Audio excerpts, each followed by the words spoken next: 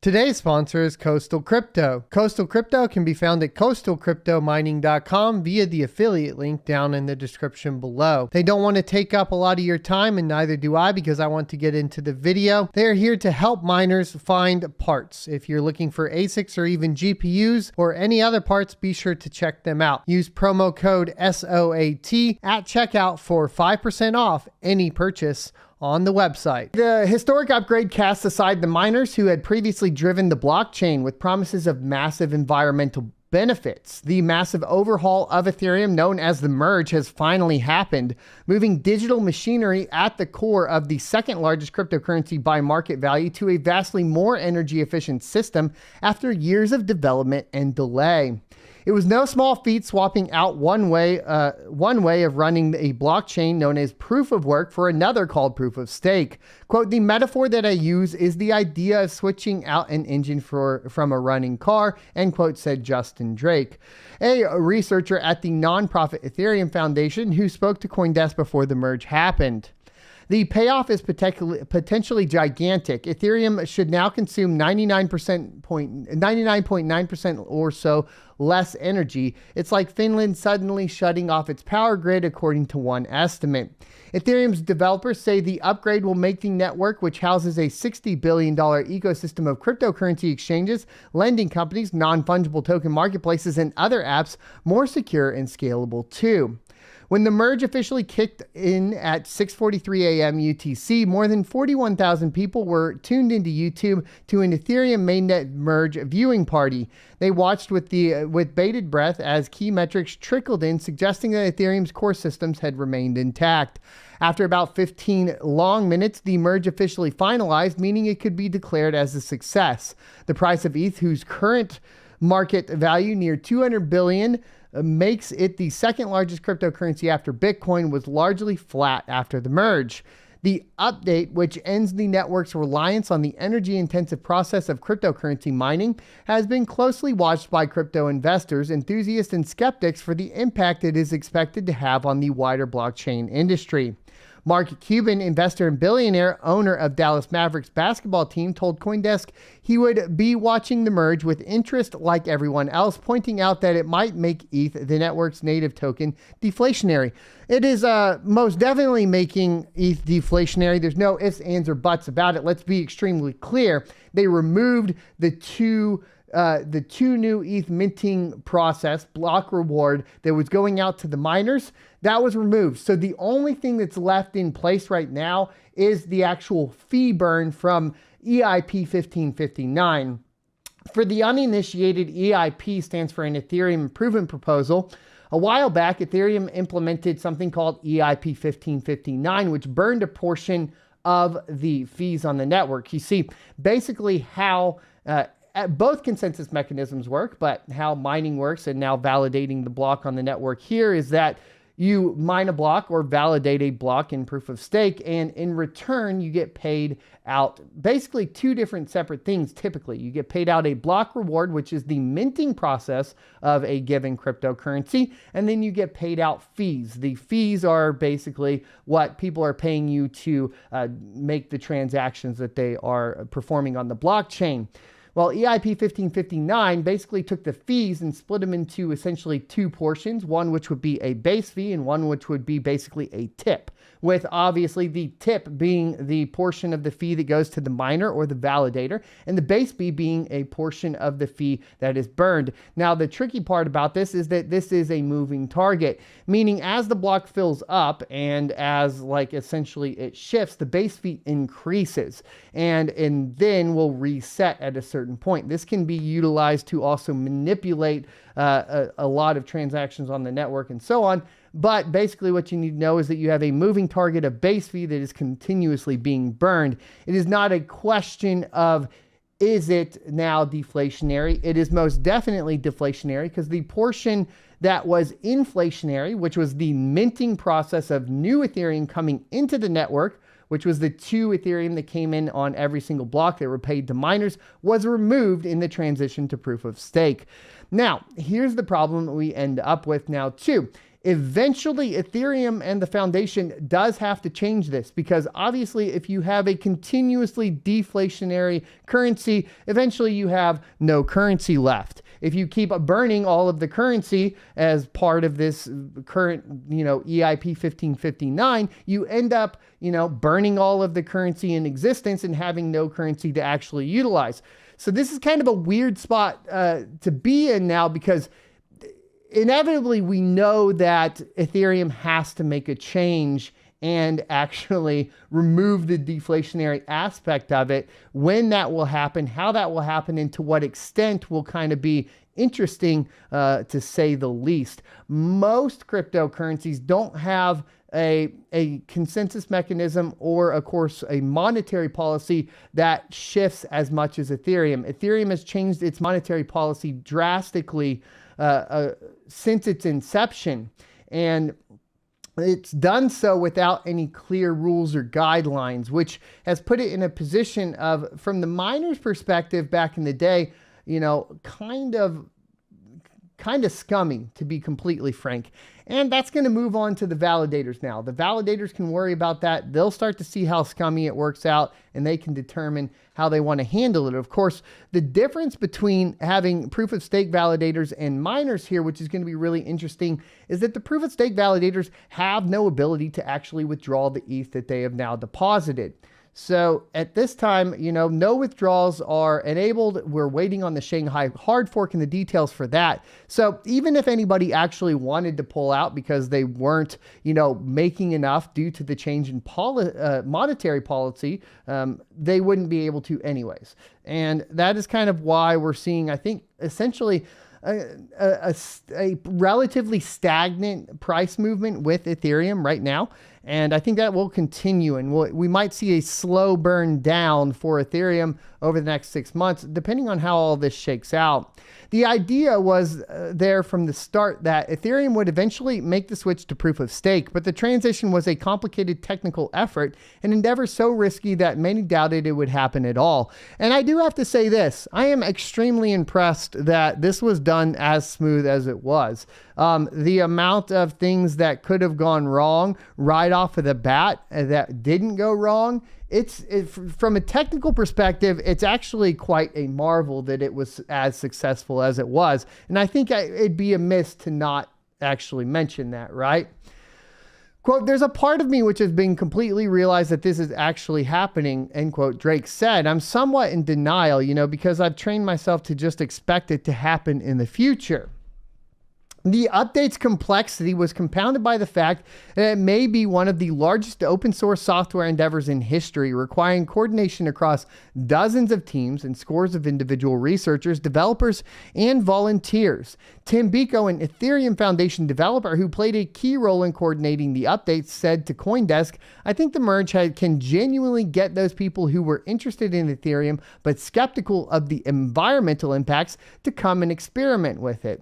Now, of course, this is kind of an interesting concept. The idea is that there were people, a large majority of the population that was not hopping into Ethereum due to environmental impacts. I don't think that's true. I think that the overall adoption of Ethereum is impressive. It's more widely adopted than any other cryptocurrency on the planet, including Bitcoin.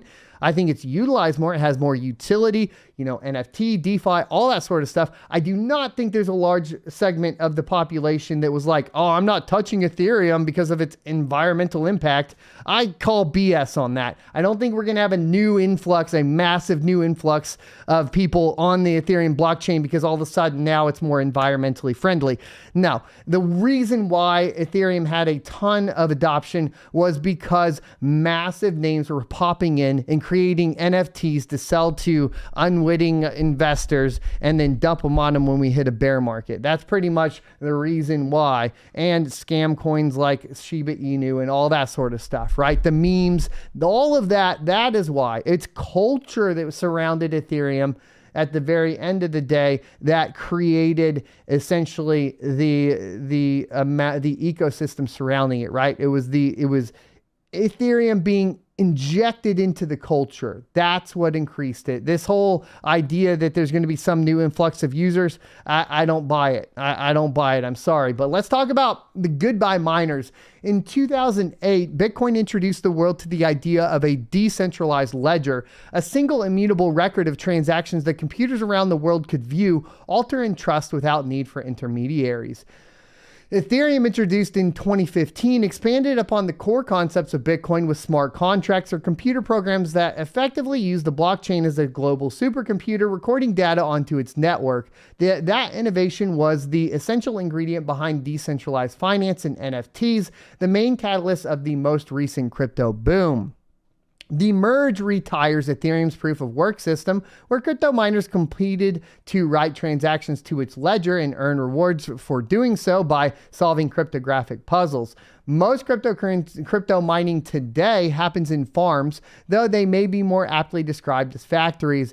Picture massive warehouses lined with rows of computers stacked on top of one another like shelves of books at a university library. Now, basically picture a data center. It's a data center. It's not a factory, right? Like, for the most part, what you're looking at is, the same kind of gear you're going to be looking at if you looked at like a co-location facility, a data center, that sort of thing. I don't like this whole, it's confusing. There's not a lot of factory with like a factory line of people building stuff. There's not people sitting in there. It's an empty building with devoid of actual human life for the most part, of a bunch of, computers trying to work on sentience while solving cryptographic puzzles. Of course, I'm being a little facetious with the sentience part, but that's not impossible with, of course, proof of useful work in solving AI coming up here in the future, but we can talk about that in a different video. Most crypto mining today happens in farms, like they said. This system, which was pioneered by Bitcoin, is what caused Ethereum to guzzle so much energy and is responsible for fueling the blockchain sector's reputation as an environmental menace. Now, we could get into this argument over and over and over again. We beat this horse to death, I think, on this channel. I don't even know that I feel like getting into it. There's a huge difference between, environmental or energy consumption and energy waste. And I think that there's an argument that, and then if you apply economies of scale to it, I don't think that proof of stake solves this whatsoever. That's my humble opinion. Okay. That's where I'm at. Now, economies of scale would say that if there's potential to make money there, that it will and the requirement, of course, is energy, then the increase in energy will basically follow that if there's money to be made there. And it doesn't really matter if you're utilizing hard drives to mine or GPUs to mine, or utilizing, of course, server hardwares and VPSs to mine. The only really thing that will keep, of course, Ethereum in its position of remaining low is the barrier to entry. But barrier to entry is being alleviated, of course, by companies like Lido and Coinbase, which, of course, then we get into the argument of centralization, and the argument just keeps continuing on. We covered most of it yesterday. Highly recommend checking out multiple streams that we've been talking about this, I think, all week. I don't want to, bore you to death with it. We do have news to get into and look at new stuff here. So let's hop into it. Eddington, who began his career researching climate science before eventually landing in crypto, understood where his daughter's coming from. Rightfully or wrongfully, she had absorbed very toxic environmental narrative, he said. I mean, it's kind of hard to defend stickers for grown-ups that emit, by some estimates, a megaton of carbon dioxide a week. Of course, I did see this narrative popping around like TikTok for a long time. If you guys aren't aware, there was a huge kind of pushback on NFTs, kind of from the, the Gen Z, the younger crowd that was saying, essentially NFTs themselves are destroying the environment. We're storing NFTs on the blockchain. The only thing, would be, I guess, like the trading of the NFTs. Sure. I'd have to really dive into that one. I think the same arguments that we have, with, proof of stake versus proof of work and its environmental impact applies to the NFT space as well. I think when you get carried away on TikTok getting a 10-second kind of clip, this is where, his daughter's getting that information from. So they say goodbye. They didn't really actually talk about the miners, There seems to be a complete everybody is ignoring the impact of crypto miners right now, except for the markets. And we'll talk about that here in a second. But everything but the markets is ignoring the crypto miners. But all of us, don't worry about it. If you're a crypto miner, don't worry about it because the market's still paying attention to you. We'll see that in a second, okay? Ethereum's new system, proof of stake, does away with mining entirely. Miners are replaced by validators, people who stake at least 32 ETH by sending them to an address on the Ethereum network where they cannot be bought or sold. These staked ETH tokens act like lottery tickets. The more ETH a validator stakes, the more likely one of its tickets will be drawn, granting the ability to write a block of transactions to Ethereum's digital ledger. I do not like the description of this at all because each node still requires exactly 32 ETH to be deposited. Sure, if you have essentially, 2 nodes with 32 ETH, then you're ahead of the game or whatnot. But it's not as similar to Chia in this particularly, and this is a technical argument that we have to get into later, but it's not like you can have a node with 32 ETH or 33 ETH. At this time, you have 32 ETH per node, so you have to build essentially. Once again, we get into economies of scale. You want to earn more ETH, you want to have more potential, you got to have 64 ETH. But not only that, you have to add the additional processing power for that additional 32 ETH, okay? So you're building that into a cloud hosted service provider like Azure, AWS, Google, whatever it may be. You have to add that in. This is kind of a miss as far as like, you're not going to go from 32 ETH to 33 ETH and then get a little, fraction. You don't get that kind of satisfaction here. Ethereum introduced a proof of stake network in 2020 called the Beacon Chain, but until the merge, it was just a staging area for validators to get set up for the switch. Ethereum's transition to proof of stake involved merging with the Beacon Chain and Ethereum's main network. According to Beco, the energy consumption of proof of stake is not even a rounding error in terms of environmental impact. Proof of stake is like running an app on your MacBook, he said. It's like running Slack. So it's like running Google Chrome or Netflix. Obviously, your MacBook plugs into the wall and uses electricity to run, but no one thinks about the environmental impact of running Slack, right? But are you amiss to that, right? Because obviously the application you're running does specifically, of course, relate to the amount of power. I get what he's saying here, though. You're not really worried about Slack and its use of power. So you're not really worried about the nodes that are running and its use of power if you're looking at it from the outside in. But the real question is, how efficient are, essentially how efficient are these cloud hosted service providers when they're, essentially running these nodes? That does become a question that you have, right? What is the difference between waste and non-waste? Well, as a miner, just to give you guys an idea, it's impossible to waste your processing power because if your miner is not on the network, the miner's not getting paid out, okay? However, contrary to that, if you're in proof of stake and you're running in a virtual private server, well, a virtual private server always has another one backing up that's running but not actually processing anything. Hence, you have processing waste. This is that other part of the environmental impact that gets ignored a lot, right? Eddington pointed out that the environmental impact of the merge upgrade as a benefit he is personally the most excited about. I feel very proud, that I'll be able to look back and say that I have a role to play in removing a megaton of carbon from the atmosphere every week. That's something that meaningful affects my family and others, he said. The hard part about this, though, too, is it completely ignores the incentive for miners to move to renewable energy. And now without that incentive of a burgeoning new industry, which is crypto mining, a lot of money gets pulled out of research and development for renewable energy. So all you're really doing is actually at the end of the day kind of holding back innovation by misaligning your incentives. And I think that is another argument that we miss every single time here, right? It's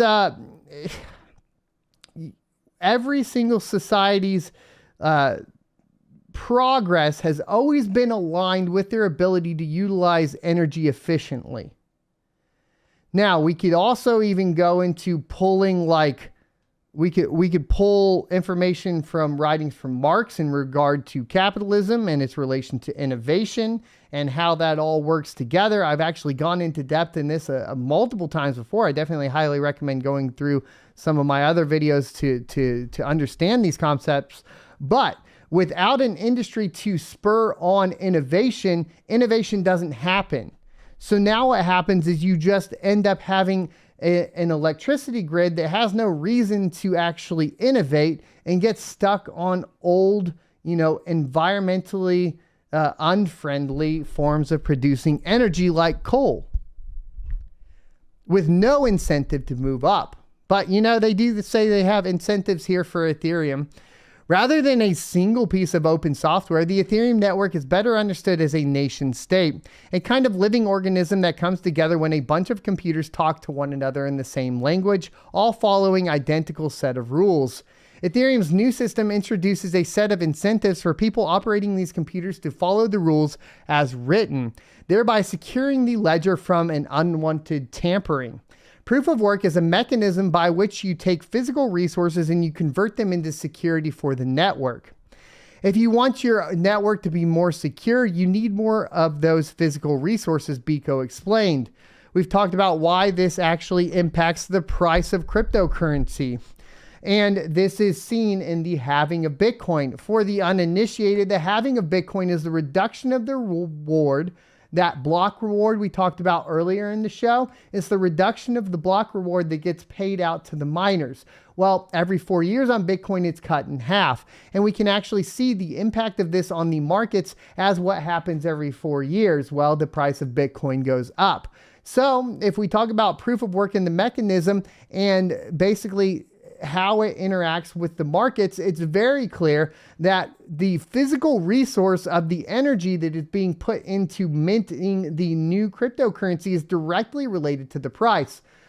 So if you reduce the physical resource amount to actually produce the new crypto, what happens? Well, you end up having no value in that crypto. So what does that end up doing? How do they prevent that? Well, they remove the block reward, right? So that is why Ethereum at this point has removed the block reward, is because if they had a block reward in there, that tie to the physical resource would be worth nothing. So they have to go deflationary to make Ethereum worth anything at this point after the move to proof of stake. Do you guys see how manipulating that monetary policy is very important for Ethereum in this move and transition to proof of stake? You can't allow people to remove or unstake, because if you do that, then you're going to have the proof of stake system collapse. You can go watch my video with Marty from ErgoPad to understand more about that. And you can't have a minting process of new currency coming into the market that is tied to a physical resource that is worth very, very little. Okay.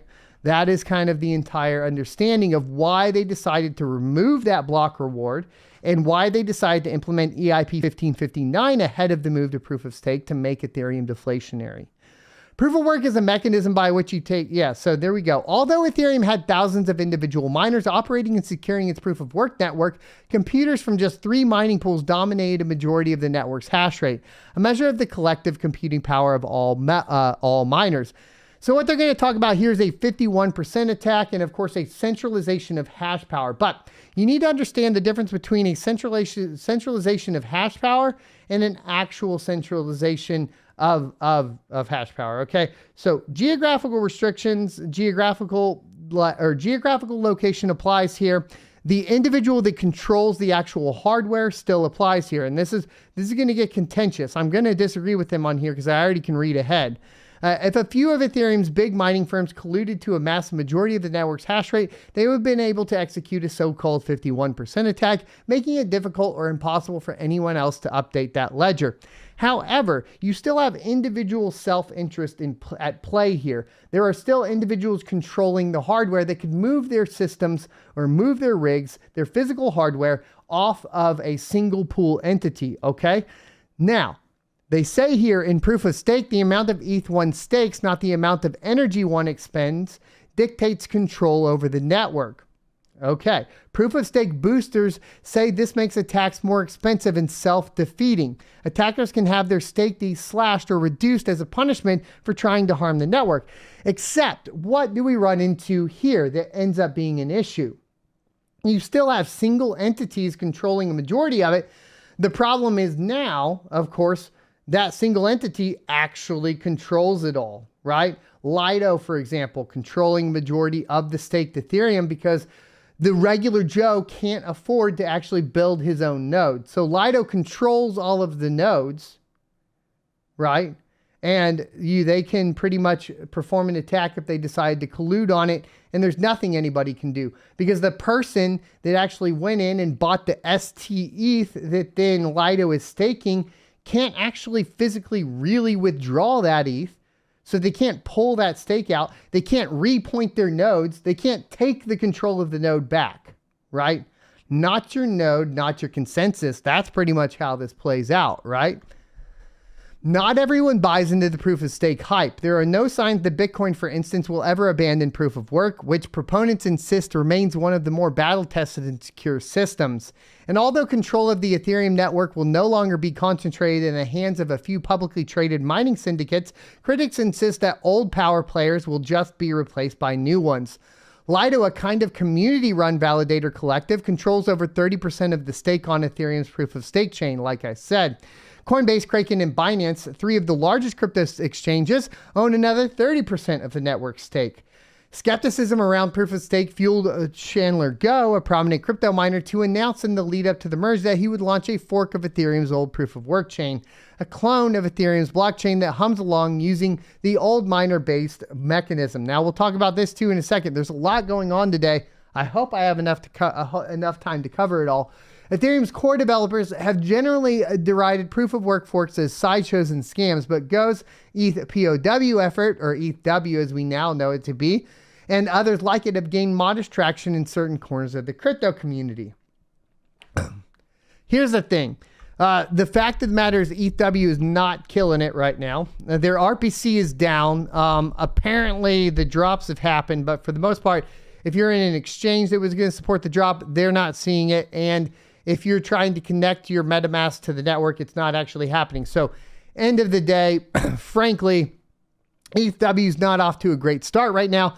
They had their little countdown timer to look cool. It hit 0 and everything's still broke. So, you know, what can you expect from Chandler Go, though? It's not really surprising to me. In the crypto markets, the merge had become an object of speculation since at least mid-July, with traders initially viewing the event as a catalyst for a steep rally in price of Ethereum. The market for ETH options started pricing in post-merge gains, a welcome respite following the crash in digital asset markets earlier this year. The prospect of a fork of Ethereum blockchain by irate crypto miners spurred a wave of new activity, this time as traders tried to lock in value from the theoretical airdrop of a new ETH proof-of-work token. In general, it is impossible to predict with certainty how the markets will react to the successful merge. The upgrade has been on Ethereum's roadmap since its inception, so there is the possibility that it has already, by and large, been priced in by the market.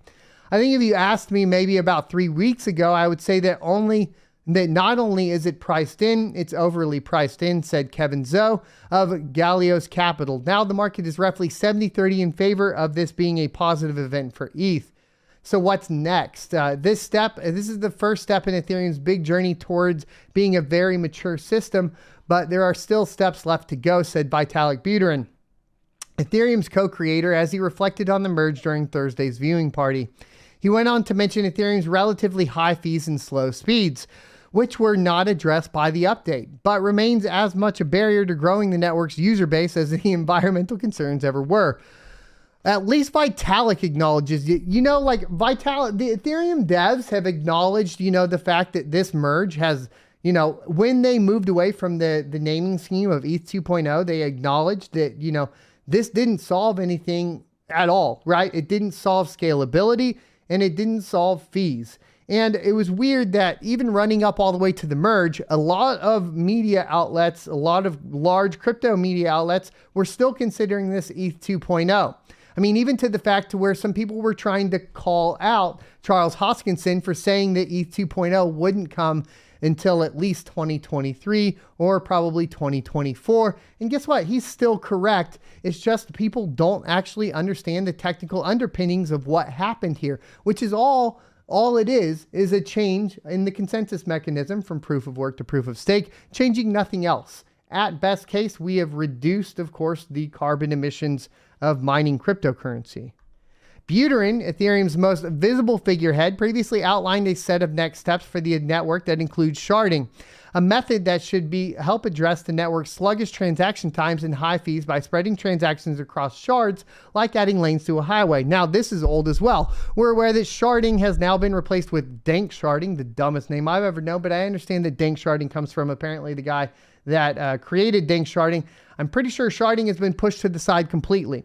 I'll go into more depth and actually do some more research and make sure that is up to date, because apparently they're attributing this statement to Buterin, but sharding, to my knowledge, is done. We're going to be focused on ZK rollups and some sort of integration of dank sharding that will include some form of ZK rollups. Now, ZK rollups, basically, to give you guys an idea, is a separate chain or a side chain or a layer 2 solution. Could be either or a combination of both, depending on the project, right? Polygon, Arbitrum, Optimism as examples of these projects, where they can bundle transactions and submit them to Ethereum to basically speed it up. This is kind of how they deal with the scalability issue surrounding Ethereum right now. And so if you are looking at who's actually going to be solving these things, it is important to understand from an investor standpoint, if that's what you're into, what you're looking at, really, what you really want to be looking at is Polygon, Arbitrum, Optimism. These are the things that are going to solve scalability,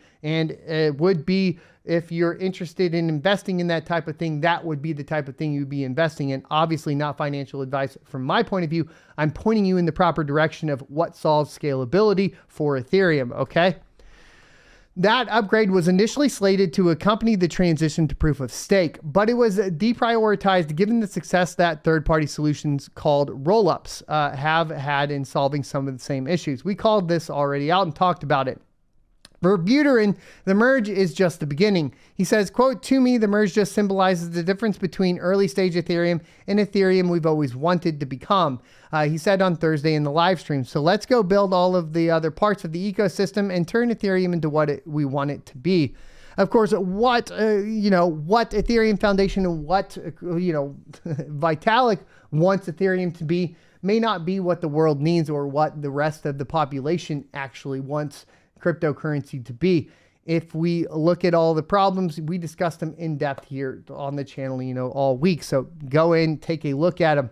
But, you have the scaling problem, you still have the fee problem, you have the energy waste problem, you have the censorship problem. All of these things are still coming into play, and you need to be very aware of them. Thanks for checking out this clip from the Crypto Mining Show. You can check out the full episode here or more crypto content down here. Also, I'd like you to check out my locals page at sonofatech.locals.com, where you can become a member for free or choose to be a $5 a month supporter that unlocks additional content.